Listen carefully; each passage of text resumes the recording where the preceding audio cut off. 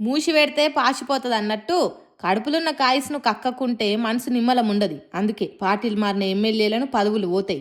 పోవాలి అన్నట్టే తన మనసులున్న మాటను చెప్పిండు మాజీ MLC Congress party senior leader Jeevan Reddy. పశ్చిమ బెంగాల్ రాష్ట్రంలో బీజేపీ పార్టీలో గెలిచి తృణమూల్ కాంగ్రెస్ పార్టీలో చేరిన ఓ ఎమ్మెల్యే పదవి పోయింది కదా.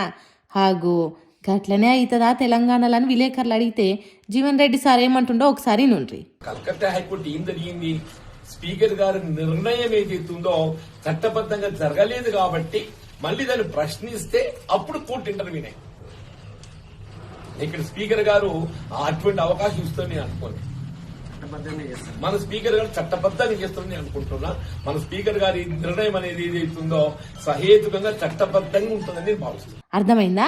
పార్టీ ఫిరాయించిన వాళ్ళను చట్ట ప్రకారం స్పీకర్ సారే తీసేస్తాడు. దానికి సంబంధించిన నిర్ణయం తీసుకొని కాంగ్రెస్ పార్టీలకు వచ్చిన వాళ్ళను బయటకు పంపిస్తాడు. వాళ్ళ పదవులు పోవుడు ఖాయం అన్నట్టు చెప్తున్నాడు. కలకత్తా స్పీకర్ కరెక్ట్ నిర్ణయం తీసుకోలేదు కాబట్టి కోర్టు నడిమిట్లకు వచ్చింది. కానీ మన స్పీకర్ సరైన నిర్ణయమే చేస్తాడు కదా. కాంగ్రెస్ పార్టీలో చేరిన వాళ్ళ పదవులు ఊడిపోతాయి కదా. మన స్పీకర్ గడ్డం ప్రసాద్ కరెక్ట్ నిర్ణయమే తీసుకుంటాడు కదా అన్నట్టు చెప్పిండు Jeevan Reddy sir. Congress party leader Congress పార్టీలో చేరిన వాళ్ళ పదవులు ఓవాలనని ఎందుకు అనుకుంటుండు అనే కదా మీ అనుమానం.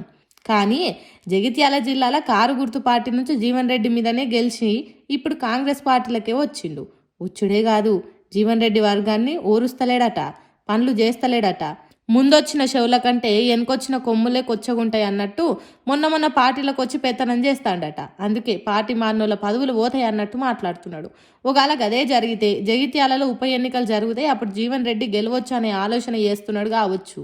అందుకే కడుపులున్నది బయటకు వచ్చింది. ఈ ముచ్చటిట్లుంటే సుప్రీంకోర్టులో పార్టీ ఫిరాయించిన వాళ్ళ కేసు విచారణ జరిగింది. పదవులు ఉంచాలనా తుంచాలనా అనే నిర్ణయం తీసుకునే దానికి ఇంకా కొంతకాలం గడువులే కావాలి అన్నట్టు స్పీకర్ కోరిండట. కానీ కోర్టు పెద్ద జడ్జి సారు కళ్ళెర్రయ్యేసిండట.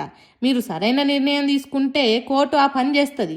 అప్పుడు నువ్వు కొత్త సంవత్సరం ఎక్కడ జరుపుకోవాలనో తేలిపోతుంది. ఇక మీరే నిర్ణయం తీసుకోండి అన్నట్టు గట్టిగానే చెప్పిండట.